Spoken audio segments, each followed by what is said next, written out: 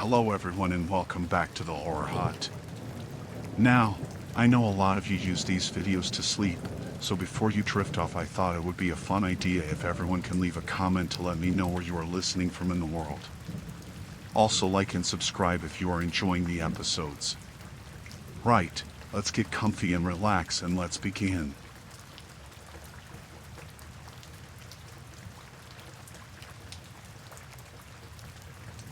I was working the night shift at an abandoned factory in Detroit. The place was huge, filled with rusted machinery and broken windows. My job was to keep an eye on the place, make sure no one was breaking in or causing trouble. It was boring and lonely, but it paid the bills. One night, around 2 a.m., I heard noises coming from one of the back rooms. It wasn't unusual to hear the building creak and groan, but this sounded different. Like footsteps. I grabbed my flashlight and headed towards the noise. My heart was pounding, but I told myself it was probably just a stray animal. As I got closer, I could hear voices. Low, murmuring voices. I rounded a corner and saw a group of people huddled together. They looked rough, dirty clothes and unkempt hair. They were squatters. I'd seen them around the city before, but never inside the factory. Hey! I called out, trying to sound confident. You're not supposed to be here. They turned to look at me, their faces shadowed in the dim light. One of them, a tall guy with a beard, stepped forward. We ain't hurting nobody, he said. Just looking for a place to stay. This place isn't safe, I said, my voice shaking a bit. You need to leave. The guy with the beard laughed, a harsh sound that echoed through the empty space. You think you can make us? He asked, taking a step closer. The others behind him were watching, their expressions hard. I backed up a step, feeling a surge of fear. I'll call the police, I threatened, pulling out my phone. As soon as I did, one of the squatters, a woman with wild eyes, lunged at me. She grabbed my wrist and twisted it, making me drop the phone. It clattered to the ground, the screen shattering. Before I could react, the tall guy grabbed me and shoved me against the wall. You shouldn't have done that, he said, his face inches from mine. I could smell his breath, rancid and sour. The others were closing in, surrounding me. I struggled, but he was strong. Let me go! I shouted, but no one came to help. It was just me and them, alone in the dark. The woman picked up my phone and smashed it against the floor, making sure it was completely destroyed. No cops, she hissed, her eyes wild. We can't have no cops here. They dragged me deeper into the factory, away from the exits. My heart was racing, and I was starting to panic. They threw me into a small room and slammed the door shut, locking it from the outside. I was trapped. I banged on the door, shouting for help, but there was no one around to hear me. I could hear them talking outside, their voices muffled. They were planning something, but I couldn't make out what. I sat down on the cold, concrete floor, trying to figure out what to do. Hours passed. I could hear them moving around, but they never came back to the room. I was exhausted, but too scared to sleep. Every noise made me jump, expecting them to burst in at any moment. Finally, I heard footsteps approaching. The door opened, and the tall guy was standing there. We've decided to let you go, he said, his voice flat. But you don't tell anyone about this, got it? If we see any cops around here, we'll come find you. I nodded, too scared to speak. He grabbed my arm and pulled me to my feet, dragging me back through the factory. The other squatters were watching, their eyes cold and hostile. They shoved me out the door and into the night. I stumbled, almost falling. Get out of here, the tall guy said, slamming the door behind me. I ran. I didn't stop until I was far away from the factory, my heart pounding and my breath coming in gasps. I found a payphone and called the police, telling them what had happened. They promised to send someone to check it out, but I didn't wait around to see what would happen. I went home and locked all the doors, shaking with fear. I couldn't stop thinking about those squatters, their cold eyes and harsh voices. I knew I had to be careful. If they found out I had called the police, they might come after me. I didn't go back to the factory. I quit the job the next day, finding something else that was safer. But I couldn't shake the feeling of dread that hung over me, the memory of those squatters and their threats. It haunted me, a constant reminder of how close I had come to something terrible. Even now, I can't drive past that old factory without feeling a chill. I know the squatters are probably long gone, but the fear remains.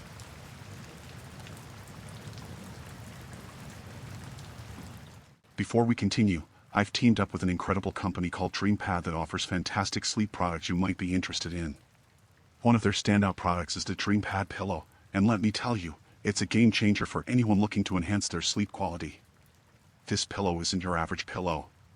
It's equipped with innovative technology that delivers soothing sounds directly to your inner ear through gentle vibrations. Picture drifting off to sleep while listening to calming music, nature sounds, or even guided meditations, all without disturbing anyone else around you. Plus, it's available in medium, firm, and even memory foam options, so you don't need headphones or earbuds. Just great sound. And here's the kicker, you can even enjoy all the Horror Hut YouTube videos with the DreamPad pillow as you ease into dreamland. Setting it up is a breeze. Simply connect the pillow to the DreamPad app on your phone, choose your preferred audio, adjust the volume to your liking, and let the relaxation begin. And guess what? I've managed to secure a 15% discount on any of their products exclusively for all my listeners. Just use the code HORRORHUT15 at checkout or click the link in the video description below to claim your discount. Give it a shot and let me know how it works for you in the comments. Now, let's get back to the video.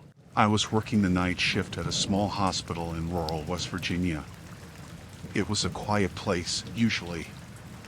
The kind of place where not much happens, and we mostly dealt with minor injuries and elderly patients. But one night, everything changed. It was around midnight when they brought him in.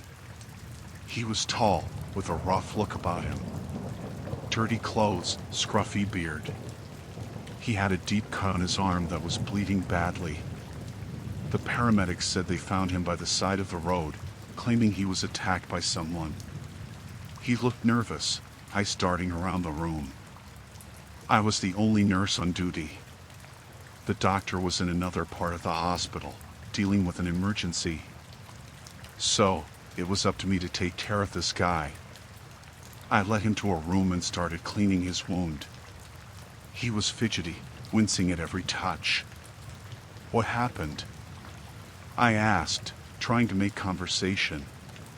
Got in a fight, he mumbled. Some guy tried to rob me.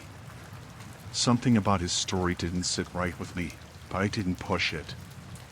I just focused on stitching him up, trying to stay professional. As I worked, I noticed he kept glancing at the door, like he was expecting someone to burst in at any moment. Once I finished, I told him to stay put while I went to get some painkillers. As I walked down the hallway, I heard a commotion outside. Sirens. Lots of them. I peeked out the window and saw several police cars pulling into the parking lot. My heart started to race. I went back to the room where the man was.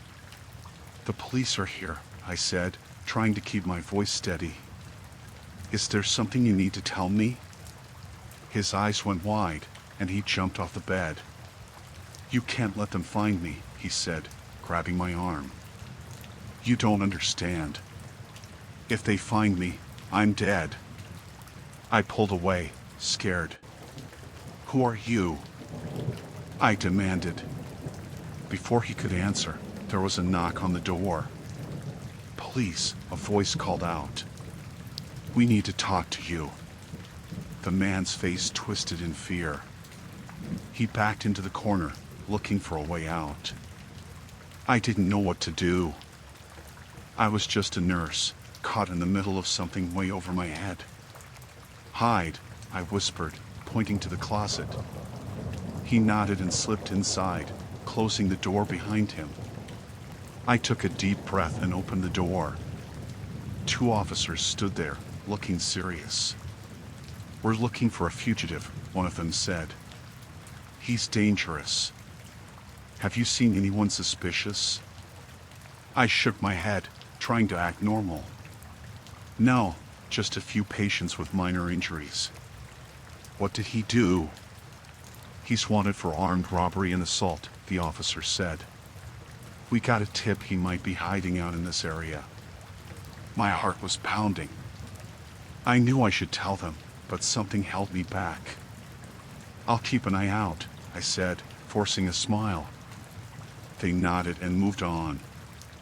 I closed the door and leaned against it, trying to calm down. The man came out of the closet, looking relieved.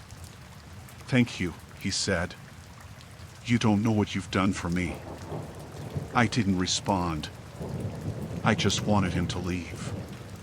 "You need to go," I said. "Find somewhere else to hide." He nodded and headed for the window, but before he could open it, the door burst open and the officers rushed in. They grabbed him, pulling him to the ground. He struggled, but they overpowered him, cuffing his hands behind his back. "You lied to us," one of the officers said to me, anger in his eyes. "I'm sorry," I stammered. I didn't know what to do. They hauled the man away, leaving me alone in the room. My hands were shaking, and I felt like I was going to be sick. I couldn't believe what had just happened. I spent the rest of the night in a daze, replaying everything over and over in my head.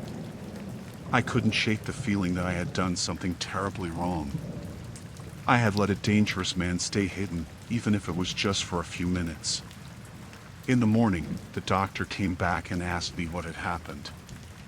I told him everything, and he just nodded, saying I did the best I could in a tough situation. But I didn't feel better. I kept thinking about that man's desperate eyes, his plea for help. Maybe he was dangerous, but he was also scared. And I had been caught in the middle, just trying to do my job. The whole experience left me shaken, a reminder of how quickly things can go wrong, even in a quiet, rural hospital. I didn't tell anyone else about it. I just wanted to forget. But every time I walk down the hallway, I remember his face and the fear in his voice. And I wonder if I did the right thing, or if I should have done something differently.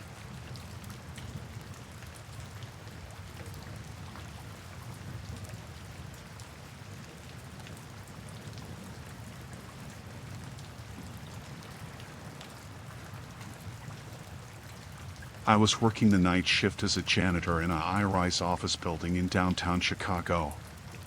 The building was quiet, as usual, and I was just doing my rounds, emptying trash bins and vacuuming the carpets. It was a pretty standard night until I got to the 15th floor. I stepped out of the elevator with my cleaning cart, the lights dimmed for the night. The silence was comforting, like every other night. I headed to the first office and started my routine. As I was finishing up, I heard a faint noise, like someone talking. I ignored it at first, thinking it might be coming from another floor. But then I heard it again, louder this time. I paused, trying to listen more closely. It was definitely coming from down the hall. Curiosity got the better of me, and I decided to check it out. I walked quietly down the hallway, the voices getting clearer. They were coming from one of the larger conference rooms. As I got closer, I realized the door was slightly ajar. I peeked through the crack and saw 3 men inside, all dressed in black and wearing masks. They were armed with guns and were rifling through the drawers and cabinets. My heart started pounding. I knew I shouldn't be there, but I was frozen in place, unable to move. One of the men looked up, and I quickly ducked back, hoping he hadn't seen me. I backed away slowly, trying to get back to the elevator, but my foot caught on the edge of a carpet and I stumbled, making a noise. The talking inside the room stopped. I heard footsteps approaching the door. Panicking, I looked for a place to hide. There was a supply closet a few feet away, and I darted inside, closing the door as quietly as I could. I could hear them now, their footsteps echoing in the hallway. They were looking for me. My heart was beating so loudly I was sure they could hear it. I held my breath, praying they wouldn't find me. "Did you see anyone?" one of them asked. "Yeah, someone was definitely out here," another replied. "Find them. We can't let them leave." I stayed as still as possible, clutching a mop handle like it was a weapon. The footsteps grew louder, and then they were right outside the closet. The doorknob turned, and I squeezed my eyes shut, waiting for the worst. The door creaked open, and I felt a cold breeze as it swung inward. I opened my eyes just a sliver and saw a pair of boots. One of the men stood there, scanning the room. He didn't see me tucked behind the door. After what felt like forever, he turned and walked away. I exhaled slowly, trying to calm myself. I knew I needed to get out of there, but I didn't know how. I waited until I couldn't hear their footsteps anymore, then quietly crept out of the closet. I headed for the stairwell, thinking it might be safer than the elevator. As I pushed open the stairwell door, it made a loud creak. I cringed, hoping they hadn't heard it. I started down the stairs, moving as quickly and quietly as I could. I was almost at the next landing when I heard the door above me burst open. "There he is," one of them shouted. I ran faster, my heart pounding in my ears. I could hear them behind me, their footsteps getting closer. I reached the 12th floor and shoved open the door, darting into the hallway. I needed a place to hide, but the offices were all locked. I kept running, looking for anything that might help. I turned a corner and found myself in another hallway, this one lined with cubicles. I ducked into one, trying to catch my breath. I could hear them in the stairwell, searching for me. I needed a plan, and fast. I spotted a phone on one of the desks and grabbed it, dialing 911 with shaking hands. The operator answered, and I whispered as quietly as I could, explaining what was happening. They told me to stay on the line and that help was on the way.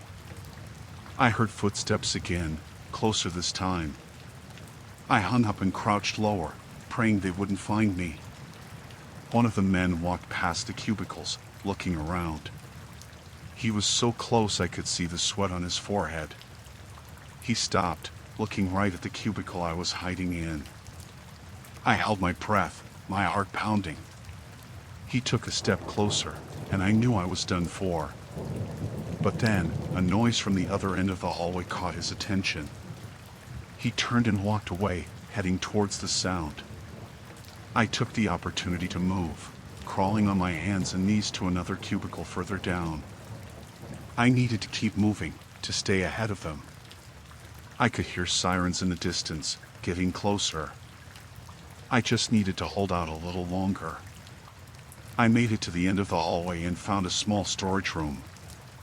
I slipped inside and closed the door, hoping it would buy me some time. The sirens were louder now, and I could see flashing lights outside the window. I heard the men shouting, panicking as they realized the police were arriving.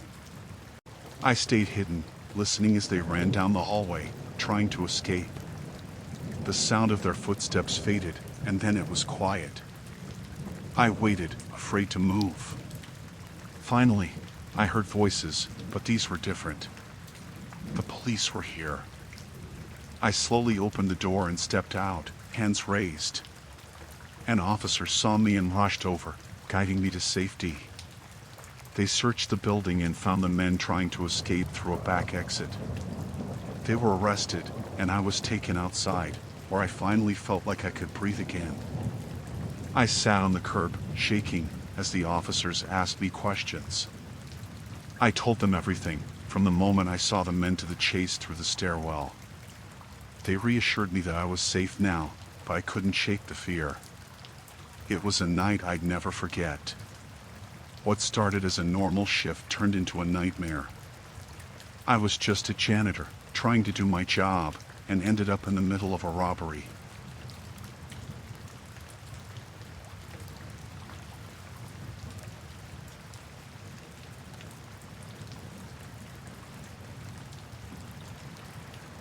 I was working the evening shift at the small convenience store in our town in Arkansas. It was a quiet night, just like any other. The store is located on the outskirts, away from the main roads, so we usually don't get many customers late at night.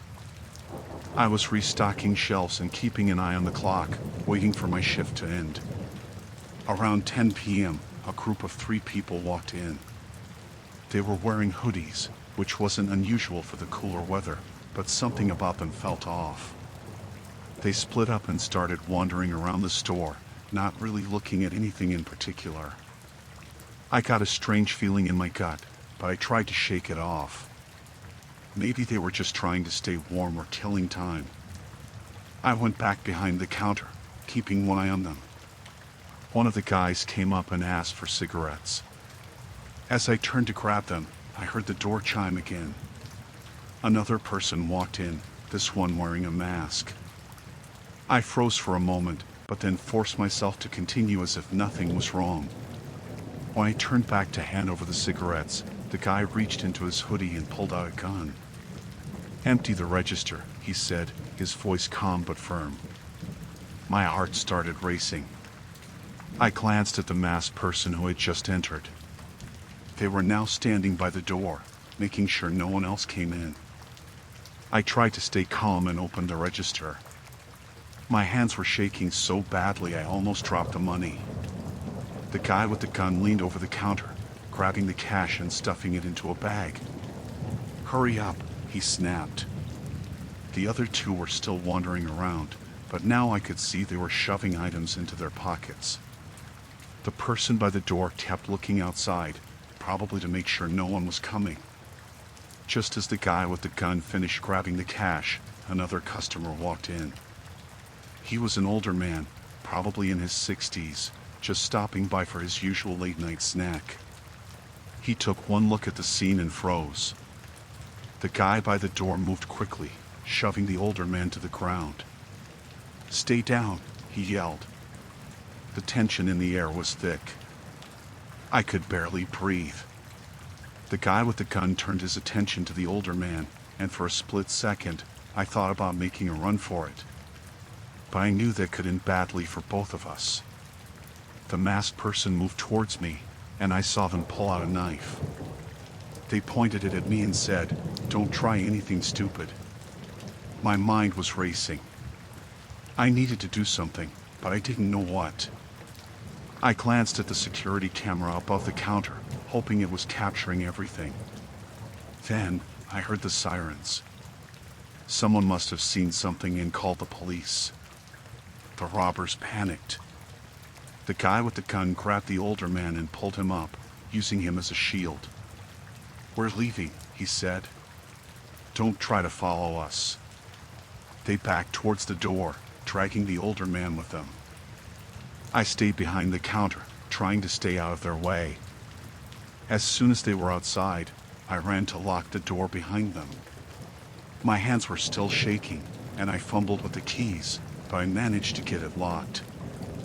I watched through the glass as they ran to a car parked nearby and sped off, leaving the older man on the ground. The police arrived moments later, and I unlocked the door to let them in. I was shaking so badly I could barely speak. One of the officers helped the older man while another took my statement. It was over, but the fear lingered. The police took the security footage and assured me they'd do everything they could to catch the robbers. I nodded, but it didn't make me feel any safer. I finished my shift in a daze, trying to process what had happened. The store was a mess, and I had to clean up, but all I could think about was how close I had come to getting hurt, or worse. I didn't sleep that night. Every time I closed my eyes, I saw the gun, the masked faces, the fear in the older man's eyes. The next day, I went back to work, but I couldn't shake the feeling of unease. Every time the door chimed, my heart skipped a beat. I kept looking over my shoulder, half expecting the robbers to come back. It took a few days for things to return to normal, but I was never quite the same. I was more cautious, more aware of my surroundings. The police never caught the robbers, and that made it harder to feel safe. But I had to move on, keep working, keep living.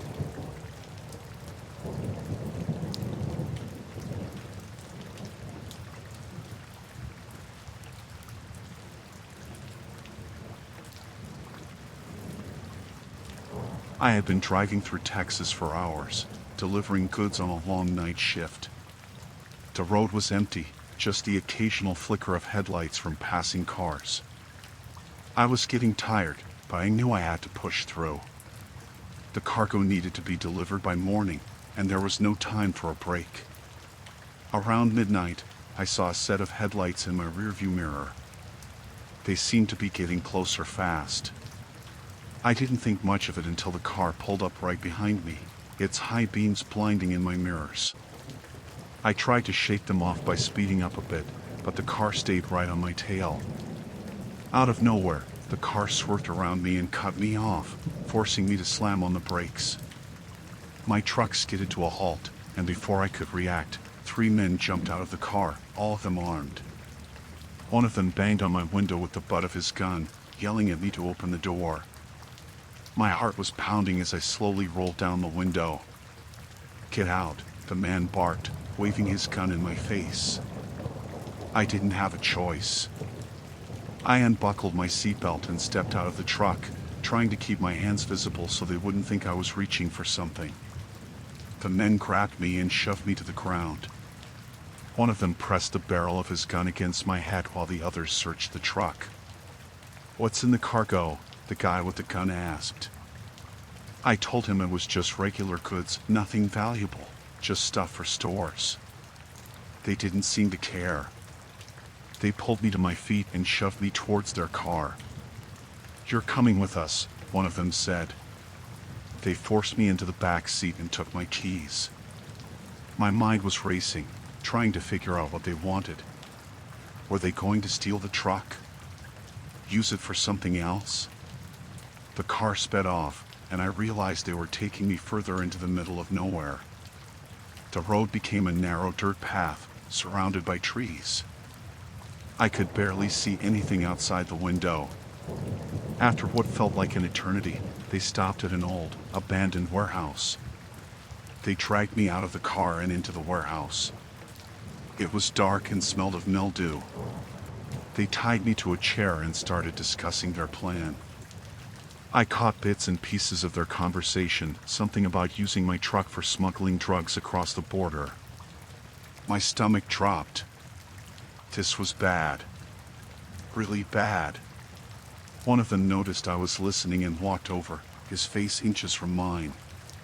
"You try anything, and you're dead," he said. I nodded, too scared to speak. They left me there, tied up, while they went outside to unload the truck. I struggled against the ropes, but they were too tight. I needed to find a way out. I remembered my phone was in my pocket, but there was no way I could reach it without them noticing. I had to wait for the right moment.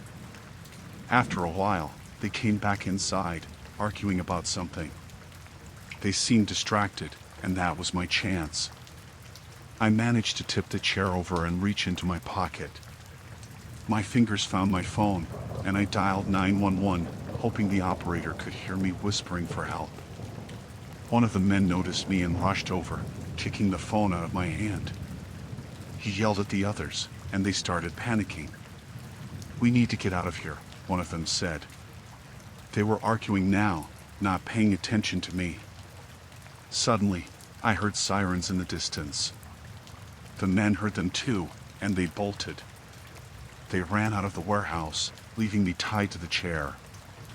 I was alone, but the sirens were getting closer. I knew help was on the way. Minutes later, The police burst into the warehouse. They untied me and asked what happened. I told them everything, how I was hijacked, tied up, and left here. They called for an ambulance to check me out, but I was just grateful to be alive.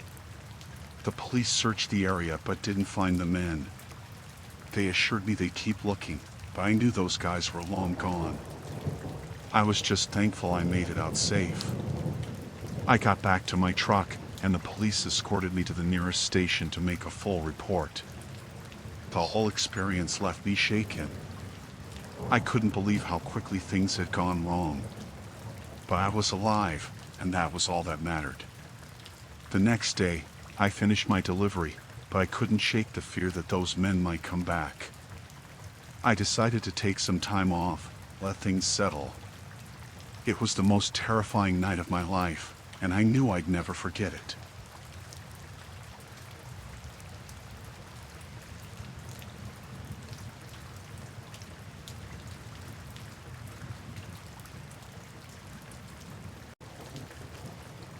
It was just another quiet night at the dispatch center. The shifts were long, but I was used to them. There wasn't much to do in our small town in Idaho, especially during the night shift.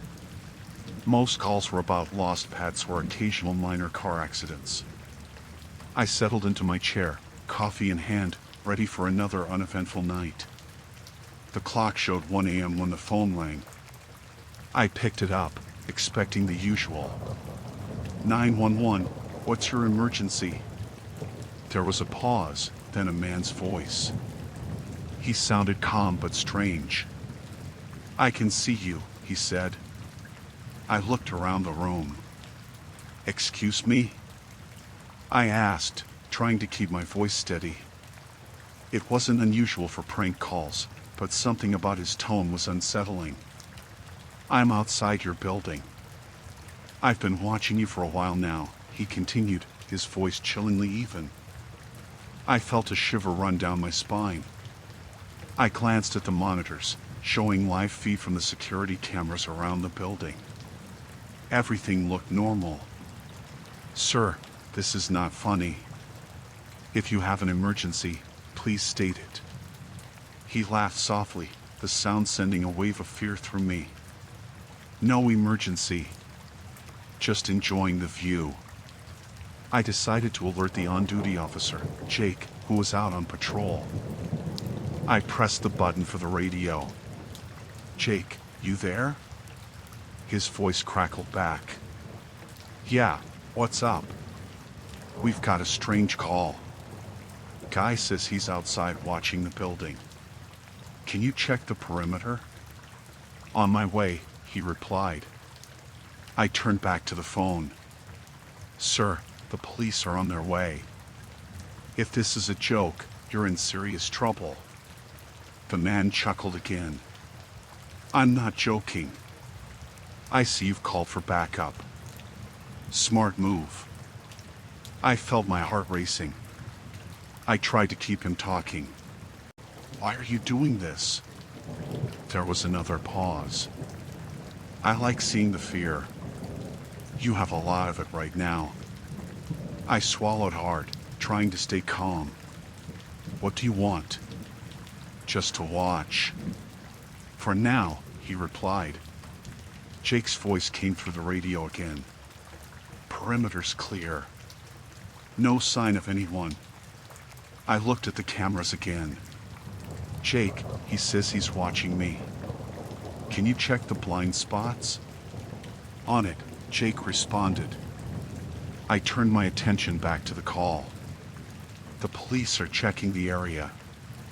They will find you. Maybe. Maybe not, he said. It's a big building.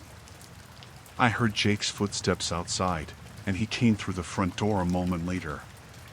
He gave me a nod and started checking the rooms. Sir, this is your last chance. Identify yourself or face arrest, I said, trying to sound authoritative.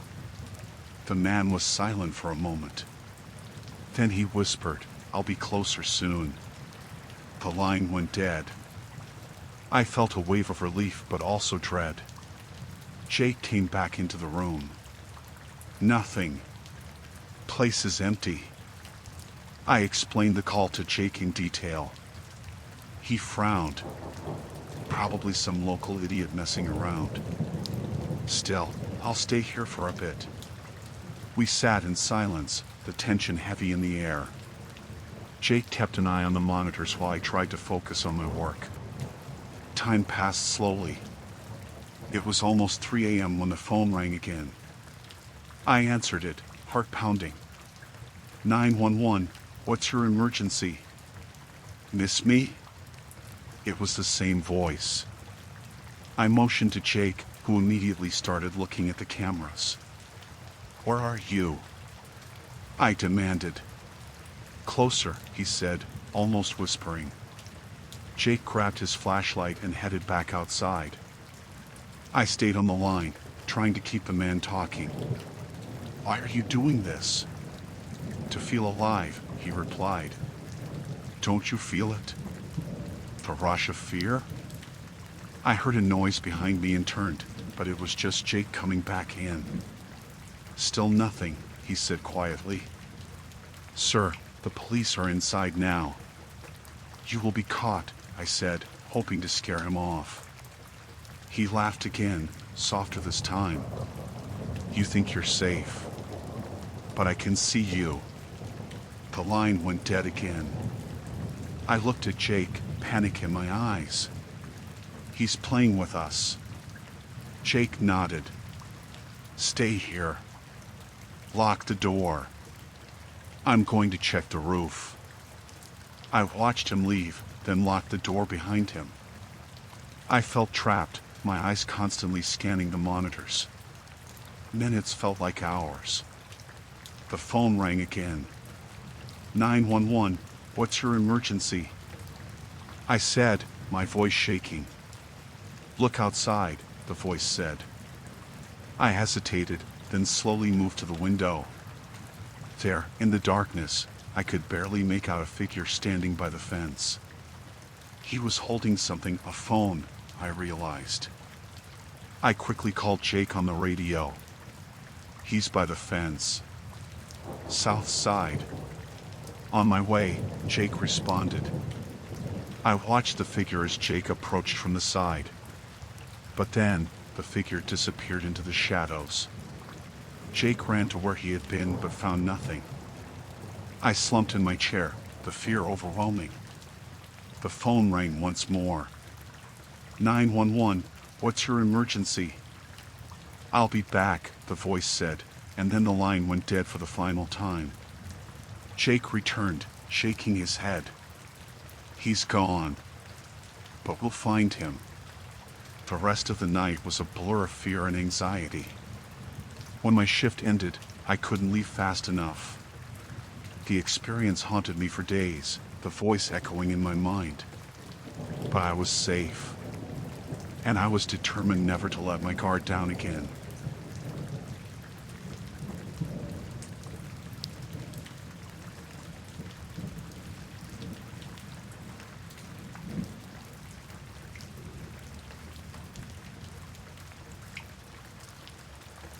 Working the night shift at the distribution center in New Jersey was usually uneventful. The warehouse was massive, with aisles stretching out in every direction, filled with boxes and crates. The silence of the night was only broken by the hum of forklifts and the occasional chatter on the walkie-talkies. I liked the quiet, the monotony. It was easy money, and I didn't mind the hours. That night started like any other. I clocked in at 10 p.m., grabbed my checklist, and started my rounds. It was just me and a handful of other workers spread out across the facility. Most of them kept to themselves, and I didn't know them well. Just nodded in passing and kept to my tasks. Around midnight, I was doing inventory in one of the far aisles when I heard hushed voices coming from the loading dock. It struck me as odd because the dock was supposed to be closed and locked up at this hour. Curiosity got the better of me, so I crept closer, staying in the shadows. I peeked around a stack of crates and saw a small group of my coworkers huddled together.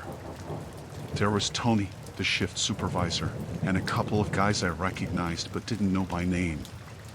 They were unloading boxes from a truck that wasn't on any of the manifests. The way they moved, fast and furtive, set off alarm bells in my head. I strained to hear what they were saying. "Make sure everything's accounted for," Tony said. "We can't afford any mistakes tonight."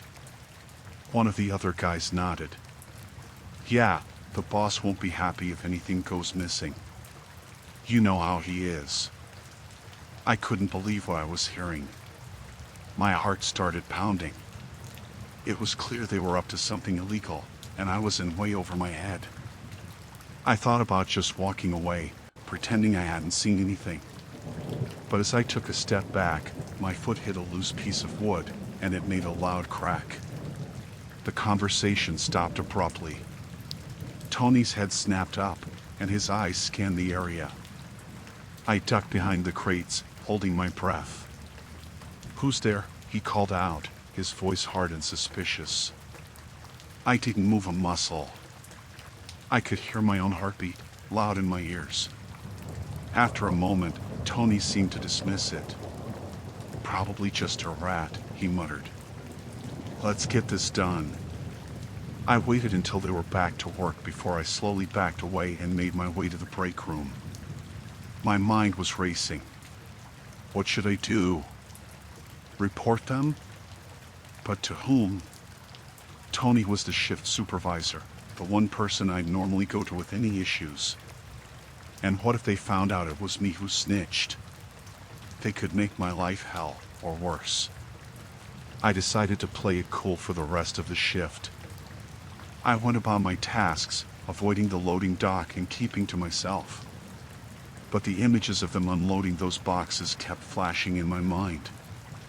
I couldn't shake the feeling of dread. When the shift ended at 6 a.m., I clocked out and headed to my car. The cold morning air felt good against my skin, but it didn't clear my head. I drove home in a daze, barely registering the familiar sights along the way. All I could think about was what I'd seen and what I should do next.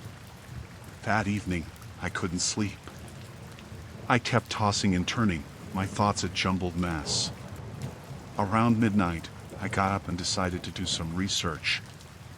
I looked up drug trafficking operations and the penalties for getting involved. It was serious stuff. People went to prison for years for what Tony and the others were doing. The next night at work, I kept my head down and did my job, trying to act normal. But every time I saw Tony or the other guys, I felt a surge of anxiety. I couldn't shake the feeling that they knew I'd seen something, that they were watching me. A week passed, and I was a wreck. I barely slept, and I was constantly looking over my shoulder. One night, as I was finishing my shift, Tony cornered me in the break room. "Hey, got a minute?" he asked, his tone casual but his eyes hard. "Sure," I replied, my heart racing. He closed the door behind him and leaned against it. "You've been acting strange lately. Everything okay?" I forced a smile. "Yeah, just tired, I guess." He stared at me for a long moment, and I could feel the sweat on my forehead. "You know, it's important to stay focused on the job.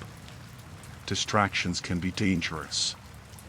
I nodded, not trusting myself to speak.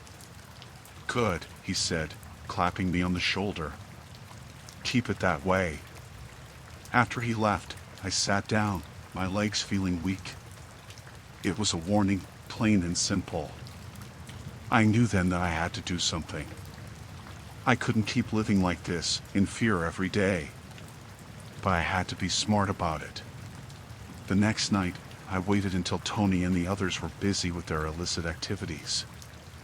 I snuck into the office and used the phone to call the anonymous tip line for the police. I kept my voice low, giving them all the details I could without revealing my identity. I hung up, my heart pounding. I hoped I'd done the right thing. All I could do now was wait. The following night, the warehouse was raided. Police swarmed the place, arresting Tony and his crew. I stayed out of sight, my heart in my throat, as they were led away in handcuffs. It was over. In the days that followed, I was questioned by the police.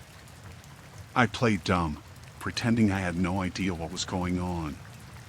They seemed to buy it, and eventually, things started to return to normal. But I couldn't shake the feeling of paranoia. Even though Tony and the others were gone, I kept looking over my shoulder, afraid that someone would come after me for what I'd done. It's been a few months now, and I finally started to feel like I can breathe again. But I'll never forget those nights in the warehouse, the fear, and the sense of danger that hung over me. I learned a lot about myself through this ordeal. About courage and fear, and the lengths I'd go to protect myself. I hope I never have to go through something like that again. But if I do, at least I know I can handle it.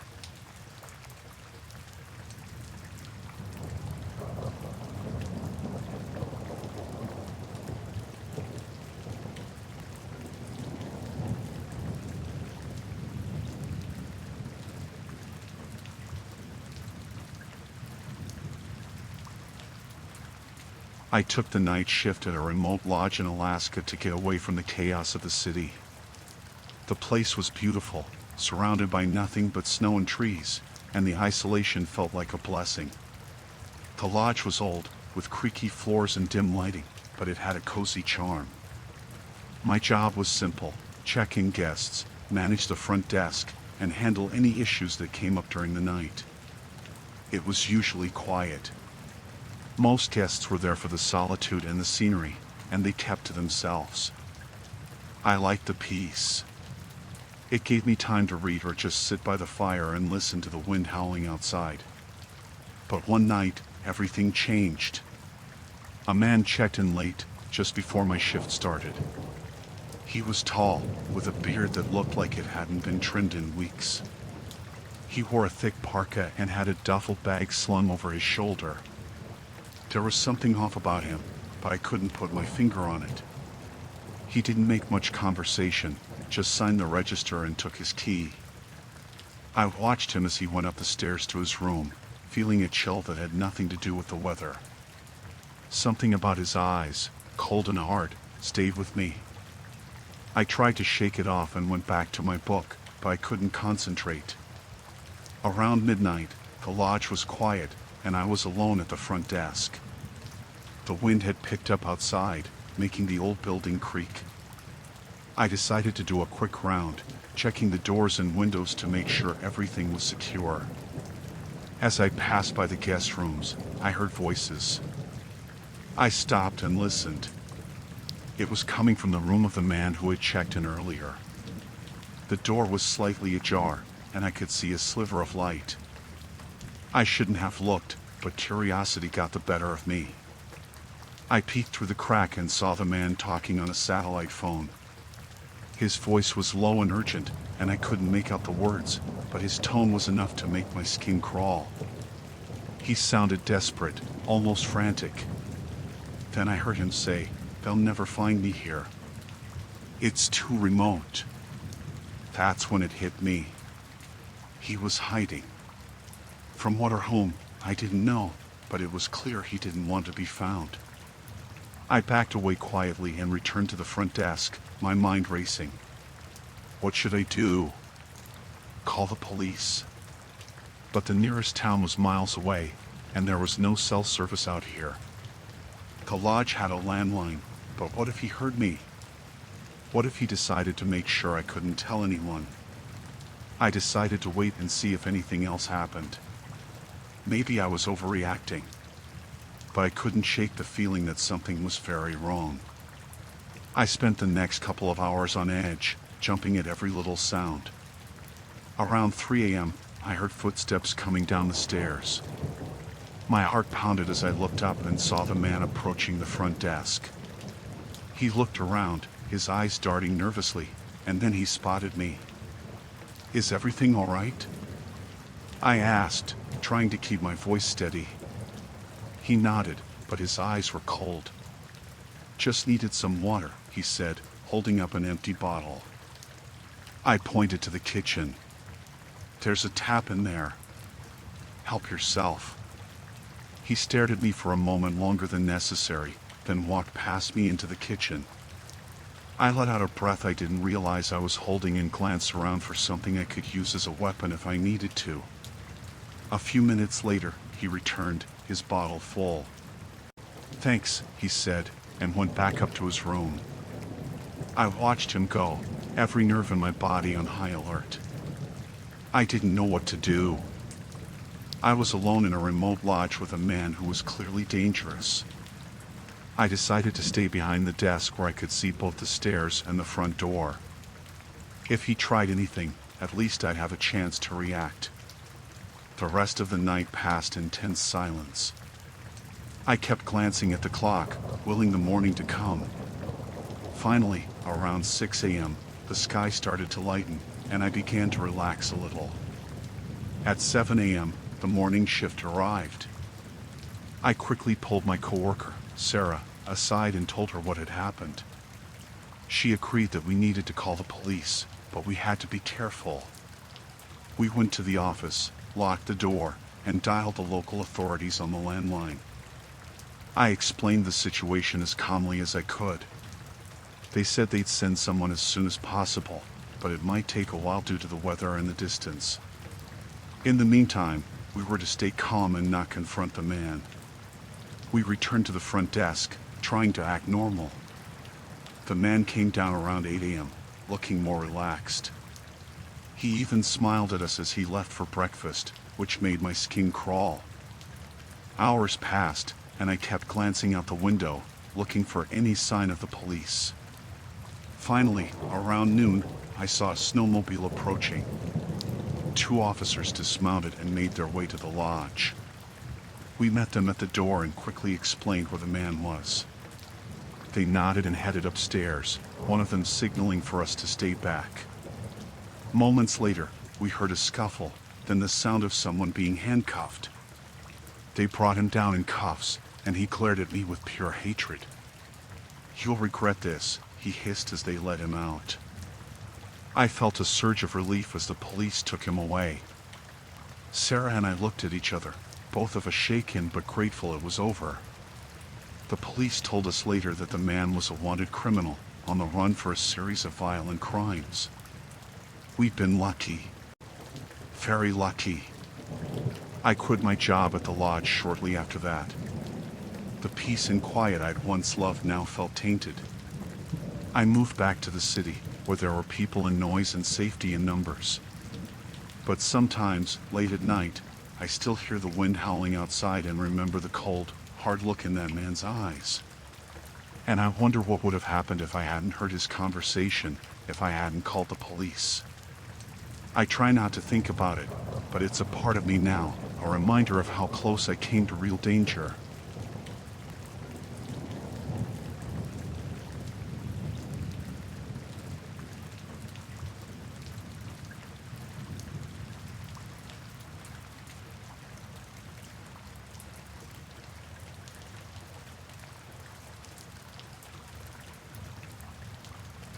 I took a job at a gas station in a deserted area of Nevada. It wasn't much, but it was work. The station was old, and the nearest town was miles away.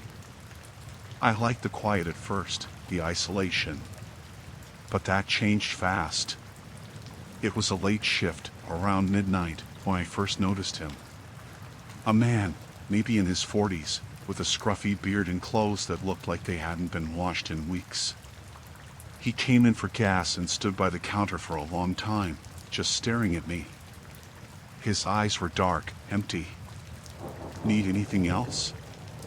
I asked, trying to sound friendly. He shook his head and left without a word. I watched him drive off, a beat-up old truck disappearing into the night. Something about him unsettled me, but I shrugged it off. An hour later, I went outside to take a break. That's when I saw the spray paint on the side of the building. Big, red letters spelling out something I couldn't quite make out in the dim light. My heart sank. Vandalism was the last thing I needed. I went back inside, grabbed a flashlight, and took a closer look. It was a mess of symbols and words, none of it making any sense. I felt a chill. Who would do this? And why? I decided to call my boss in the morning and report it. For now, I just wanted to get through the night.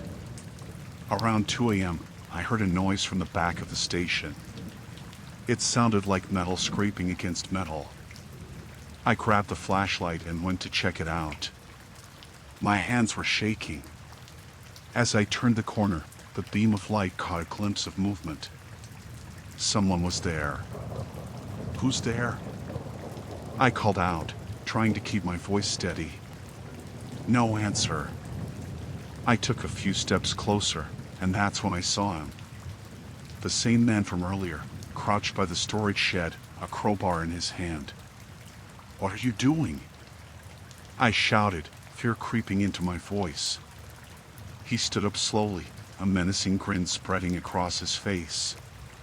Just fixing things, he said, his voice cold and mocking. Get out of here, or I'm calling the cops, I threatened, but he didn't move. Instead, he took a step towards me. I don't think you'll do that, he said, and I realized he was right. The nearest police station was too far, and there was no way they'd get here in time. I backed away slowly, keeping the flashlight trained on him. He laughed, a low, chilling sound, and turned back to the shed. I ran inside, locked the door, and grabbed the phone. My hands were trembling so much I could barely dial. When I finally got through to the police, they told me to stay put and they'd send someone as soon as they could. Hours passed, each minute stretching into an eternity. I kept watching the security monitors, but he was gone. I hoped he'd given up and left. But the damage was done. I knew he wasn't just some random vandal. He was targeting me. Around 4 a.m., the phone rang. I jumped, my heart pounding. It was my boss. I explained what happened, and he promised to come by in the morning. I hung up, feeling a little better, but I still couldn't shake the feeling of being watched. The sun started to rise, casting long shadows across the desert. I was exhausted, but I knew I had to stay alert. Just as I was starting to relax, I heard a loud crash from the front of the station. I ran to the door and looked outside. The man's truck was back, and he was smashing the windows with a tire iron. Stop it! I shouted, but he ignored me. I ran back inside and grabbed the only weapon I had, a baseball bat I kept behind the counter for protection. My hands were sweating, and my breath was coming in short gasps. When I got back outside, he was standing by the pump, the tire iron hanging loosely from his hand. You should have left when you had the chance, he said, his voice eerily calm. I don't want any trouble, I said, trying to sound braver than I felt.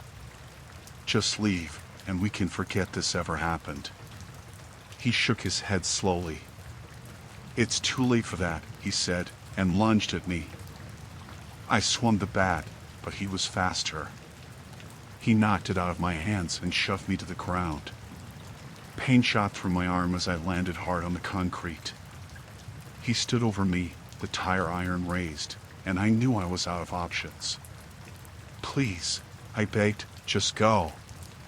He paused, and for a moment I thought he might actually listen. But then he smiled, a cruel, twisted smile, and raised the tire iron higher. I closed my eyes, bracing for the impact. Just then, I heard the sound of sirens in the distance. His smile faltered, and he looked around, panicked. The sirens grew louder, and he took a step back. You got lucky, he spat, and ran to his truck. I lay there, watching as he sped off, the sound of the sirens chasing him into the desert. The police arrived moments later, finding me bruised and shaken but alive. They took my statement, and I watched as they drove off in pursuit of the man. I knew they'd probably never find him. He was just a shadow in the night, a reminder of how vulnerable we really are. I quit my job the next day. I couldn't stay there, not after what happened. The station was just a building, but it held too many memories of fear and pain. I packed up my things and left Nevada, hoping to leave the terror behind. But even now, in the safety of my new home, I can't shake the feeling that he's still out there, watching, waiting. I don't think I'll ever truly feel safe again.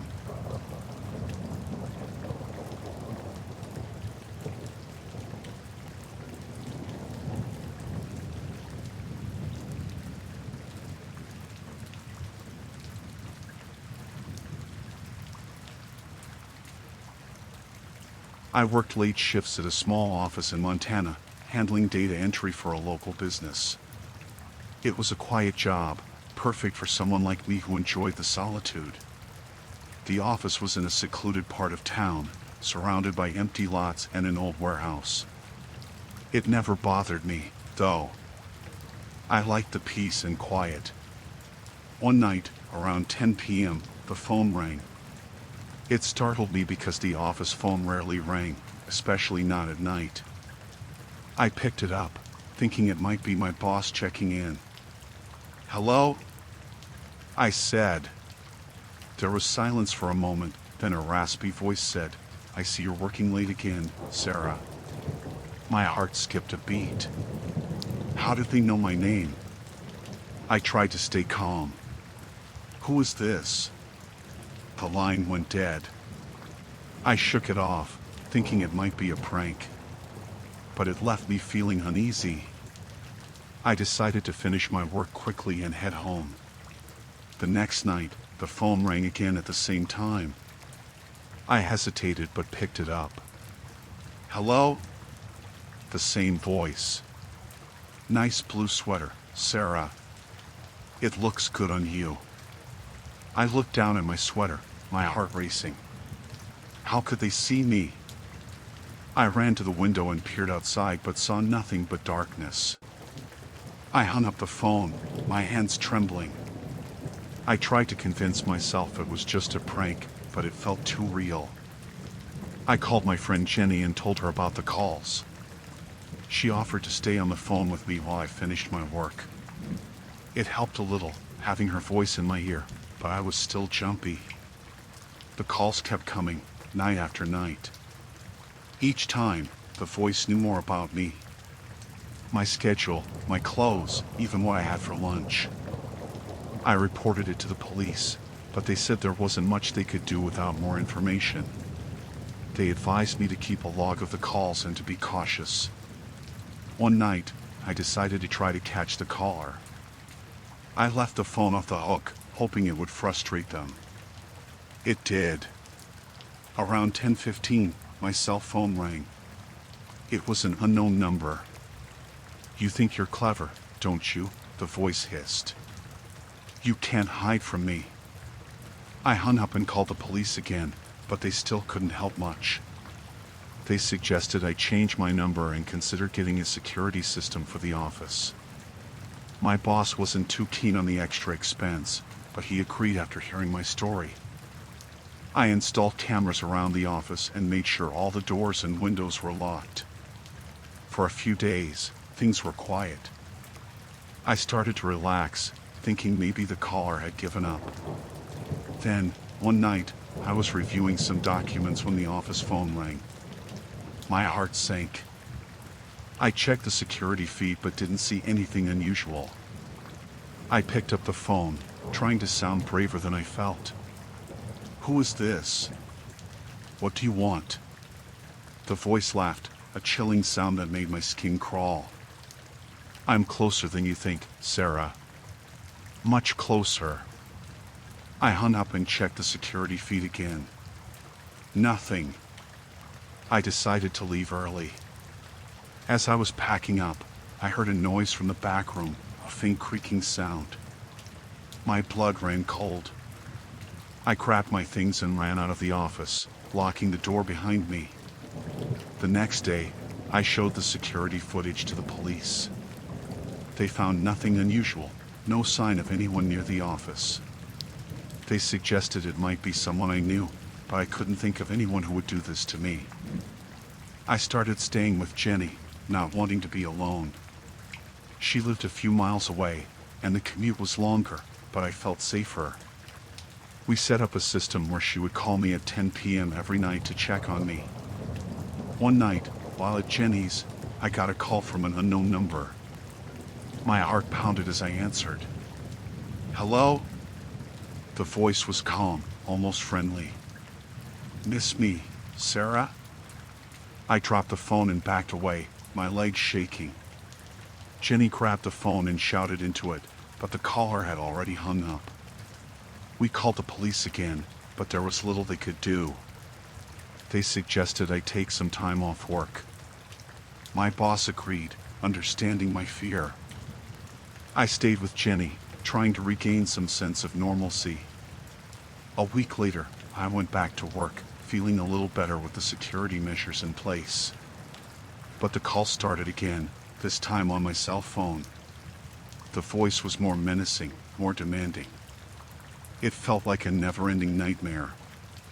One night, as I was leaving the office, I noticed a car parked down the street. It hadn't been there before. I got into my car and drove home, constantly checking my rearview mirror. The car followed me. My heart raced as I pulled into Jenny's driveway. I ran inside, locking the door behind me. The car parked outside, and I watched as a figure got out and approached the house. I called the police, my hand shaking so badly I could barely dial. Jenny grabbed a baseball bat, ready to defend us. The police arrived just as the figure reached the front door. It was a man in his 40s, disheveled and angry. They arrested him and found out he had been stalking me for weeks. He had installed hidden cameras in the office and had been watching my every move. The police assured me he would be charged and that I would be safe now. I changed my numbers, moved to a new apartment, and tried to move on with my life. But the fear never really went away. I always double-check my locks, and I never stay late at work anymore. It's a terrifying experience that I wouldn't wish on anyone. The feeling of being watched, of not knowing who to trust, stays with you. I'm grateful to be safe now, but I'll never forget those nights in the office, wondering if I would make it out alive.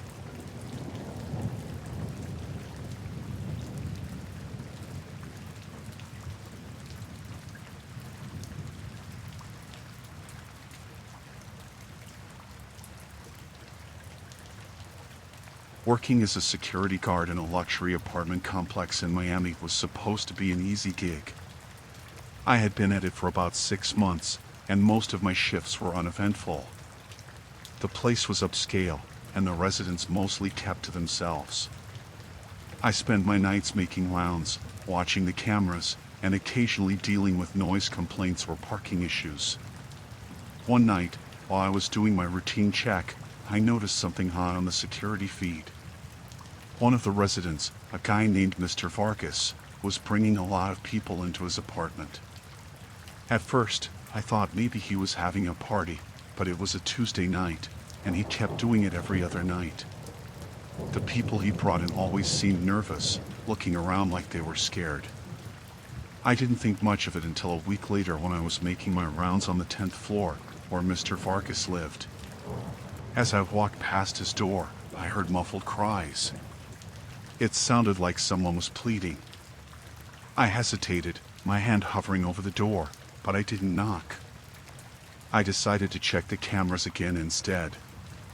Back at the security office, I rewound the footage and watched closely. The people he brought in were always different, and they never left. My stomach tightened as I thought about what could be happening in that apartment. I didn't want to jump to conclusions, but something felt very wrong. I debated with myself for days. Should I report this? What if I was wrong? What if it was nothing, and I lost my job over a misunderstanding? But the nagging feeling in my gut wouldn't go away. The next time I was on shift, I saw Mr. Vargas bring in a young woman. She looked terrified. That was the tipping point. I decided I had to do something. I called my supervisor and told him what I had seen. He dismissed it, saying it was probably just a misunderstanding. I felt frustrated and helpless. That night, I couldn't shake the feeling that I needed to do more. I decided to confront Mr. Vargas.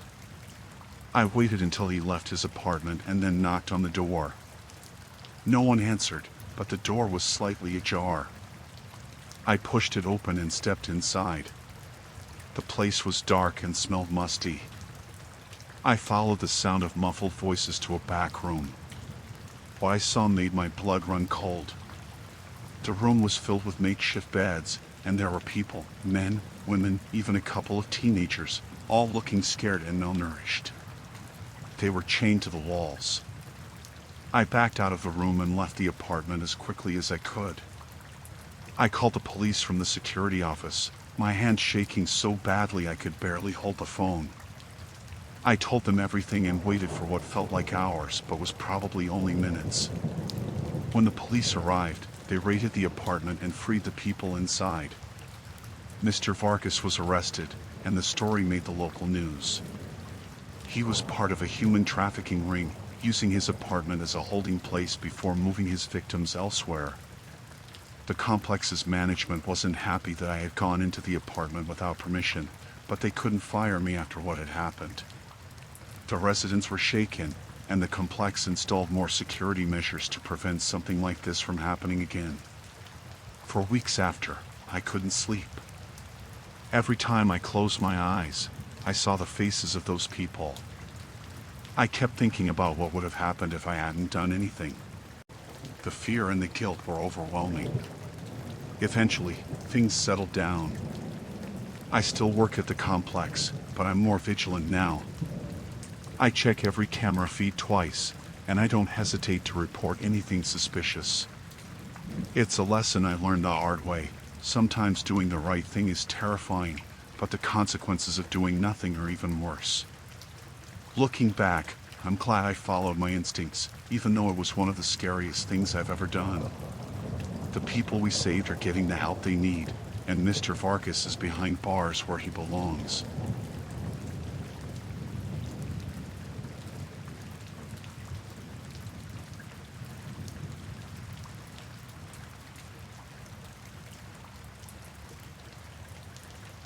I took a job at a plant in Ohio, working the night shift. It was isolated, surrounded by fields and far from any town. The plant itself was old, a maze of machinery and dimly lit corridors. Most nights were quiet, just the hum of the machines and the occasional sound of my own footsteps echoing through the halls.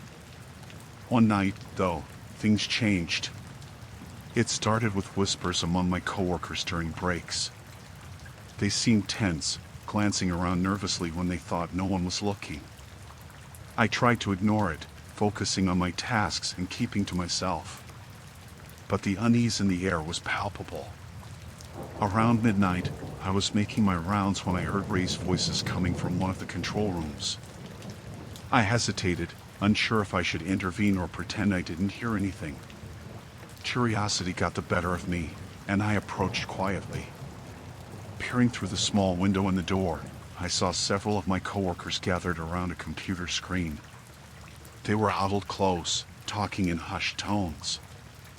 I couldn't make out what they were saying, but their expressions were serious, almost frantic. I backed away slowly, my heart pounding. What were they up to? Were they planning something?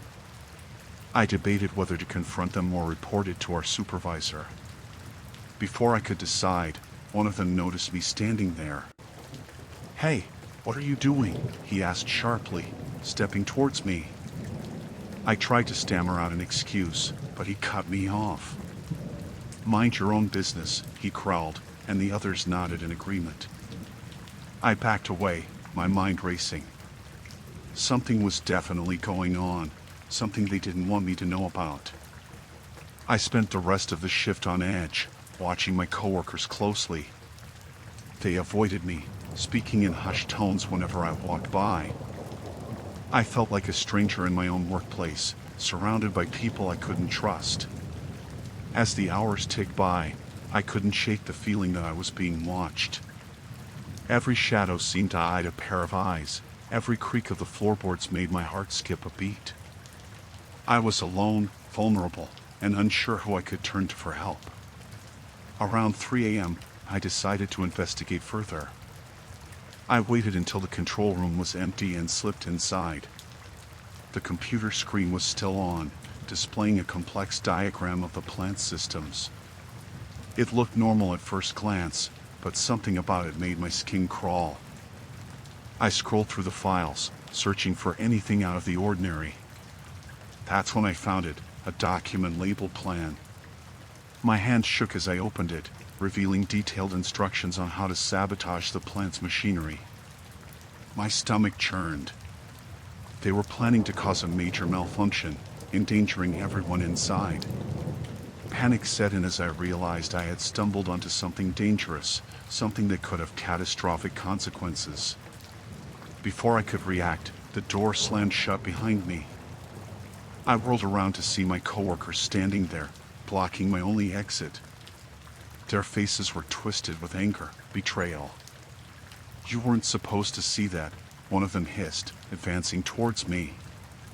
I backed away, my mind racing for a way out. They outnumbered me, and I knew I couldn't fight them off. "Please," I begged, my voice trembling. "Just let me go." They laughed, a cold, menacing sound that sent shivers down my spine. "Can't do that," another one said, pulling something from his pocket. It glinted in the dim light, a wrench, heavy and menacing. I looked around desperately, searching for anything I could use as a weapon. But the room was bare, the walls closing in around me. I was trapped, helpless. "Listen," I said, trying to keep my voice steady. "We can talk about this. There's no need for violence." But they ignored me, closing in with grim determination. I backed into a corner, my heart pounding in my chest. This wasn't how it was supposed to end. Just as they were about to strike, the door burst open behind them. Light flooded the room, silhouetting a figure in the doorway, our supervisor, accompanied by security guards. They had come to investigate after hearing rumors of a disturbance. The intruders froze, caught off guard. In the chaos that followed, the guards subdued them, one by one. I sank to the floor, shaking with relief and disbelief. I was safe, but the horror of what had almost happened lingered. The police arrived soon after, taking statements and gathering evidence. My coworkers were arrested, their plan thwarted before it could be carried out. I watched as they were led away in handcuffs, their faces filled with rage and defeat. I quit my job the next day. I couldn't go back, couldn't face the memories of that night.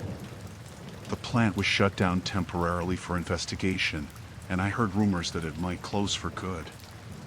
It didn't matter to me. All I wanted was to put it behind me, to forget the terror and move on with my life. But the nightmares persisted, haunting me in the quiet moments before sleep. I couldn't shake the feeling of being hunted, of staring into the face of evil and barely escaping with my life.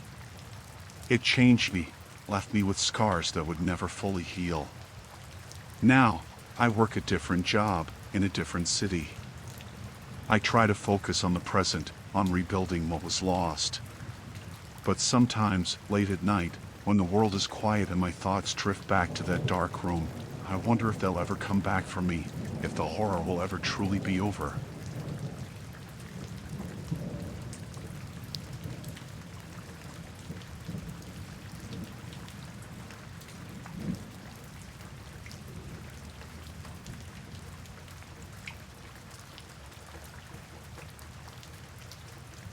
Working at the bar in New Orleans was usually pretty routine.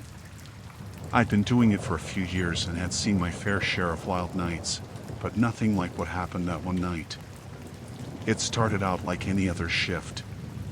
The place was busy, filled with the usual mix of tourists and locals. Music played in the background, and the chatter of people having a good time filled the air. Around midnight, this guy walked in. He looked rough, like he'd been through a lot.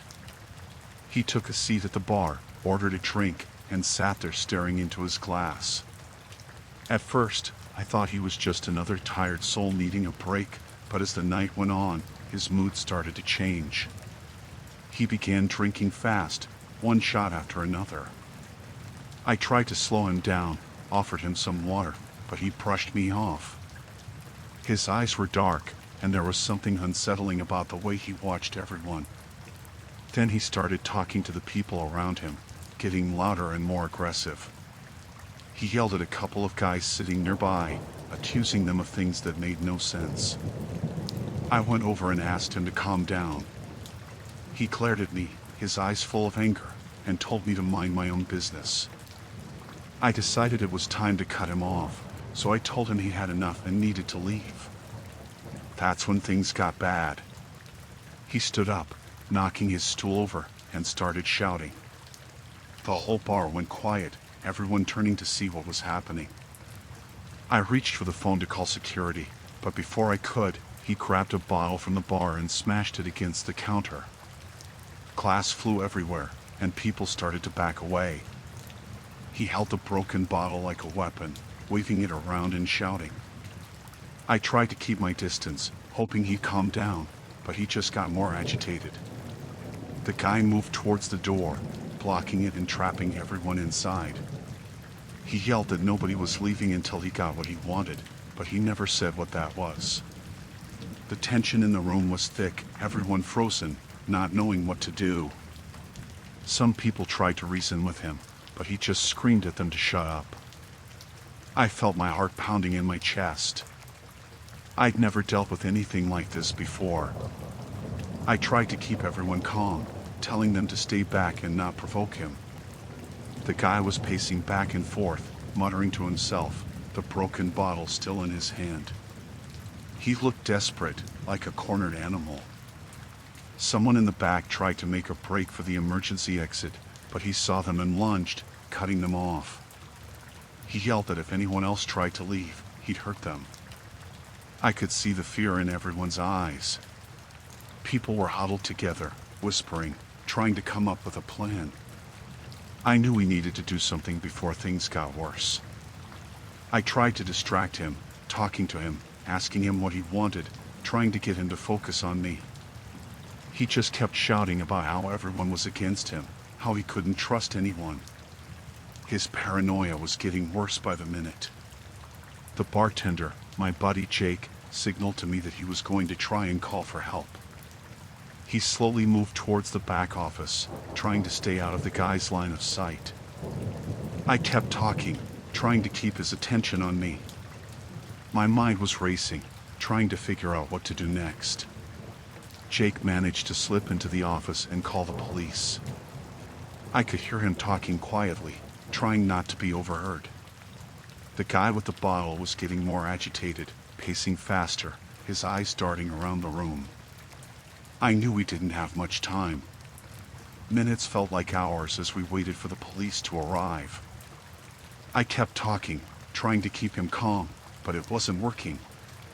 He started yelling again, demanding that everyone hand over their wallets and phones. People hesitated, but I nodded at them to do it, hoping to keep him calm. Just as things were reaching a breaking point, the police arrived. They moved in quickly, surrounding the bar. The guy saw them and panicked, grabbing a woman who was sitting nearby and holding the bottle to her throat.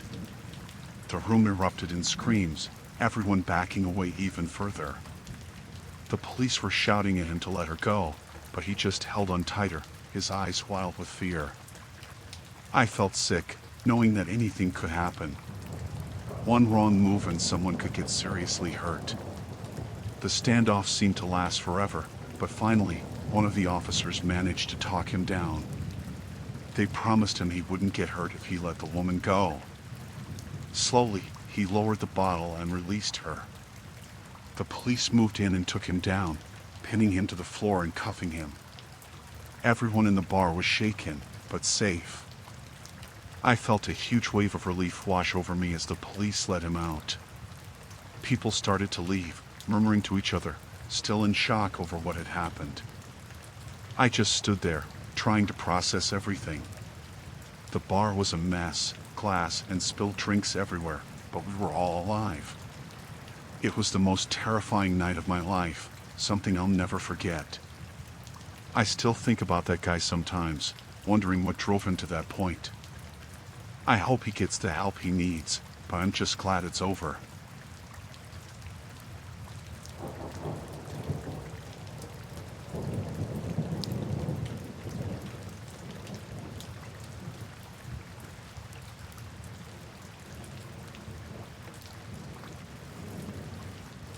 I was working security at a stadium in California, a job I took to make ends meet. It was a typical night shift, quiet and uneventful, until I noticed a group of men lurking around the parking lot. They looked out of place, dressed in dark clothing and eyeing the expensive cars parked outside the VIP entrance. At first, I thought they were just lost or looking for a shortcut. But as I watched from a distance, their behavior became suspicious.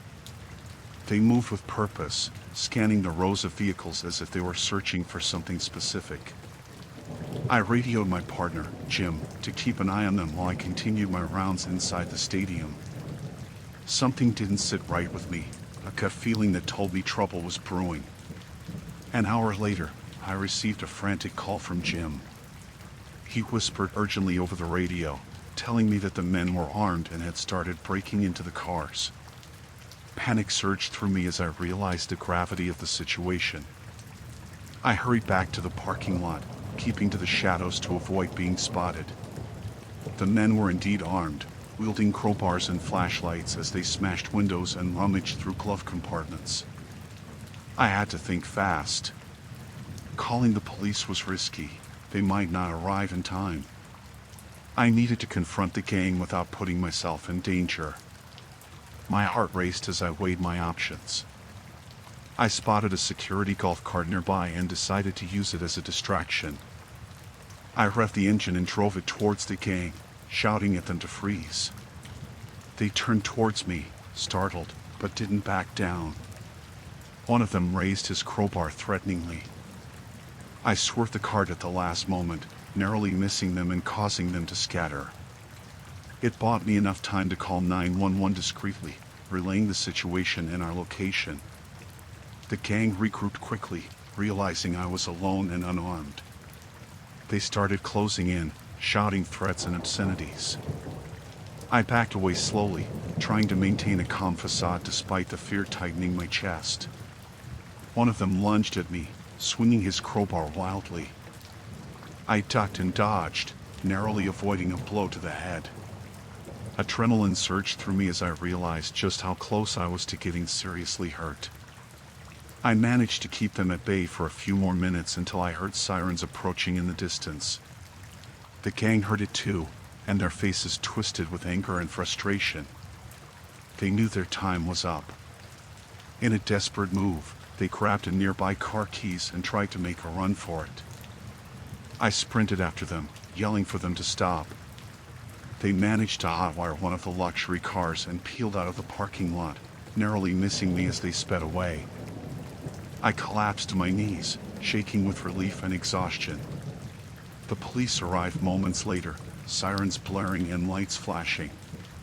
They took statements from me and Jim, securing the scene and searching for any evidence left behind by the gang. As dawn broke, the stadium parking lot was a mess of shattered glass and damaged vehicles. I stood amidst the chaos, trying to process the night's events. I had faced danger head-on and come out alive, but the adrenaline still coursed through my veins. In the following days, the police made arrests based on the evidence gathered at the scene. The gang members were known criminals with a history of car thefts and other offenses. It sent a chill down my spine to think how close I had come to being a victim. I quit my job at the stadium soon after, unable to shake the memories of that terrifying night. The sight of those men, armed and dangerous, haunted my thoughts. It was a reminder of the darkness that lurked just beneath the surface, even in seemingly safe places. I moved to a quieter town, hoping to leave the fear and uncertainty behind me. But the experience had changed me, leaving me more cautious and wary of strangers. I no longer took safety for granted, always vigilant of my surroundings. The incident at the stadium taught me a valuable lesson about trust and the importance of staying alert. It was a night I would never forget, etched into my memory as a reminder of the fragility of life and the dangers that could lurk around any corner.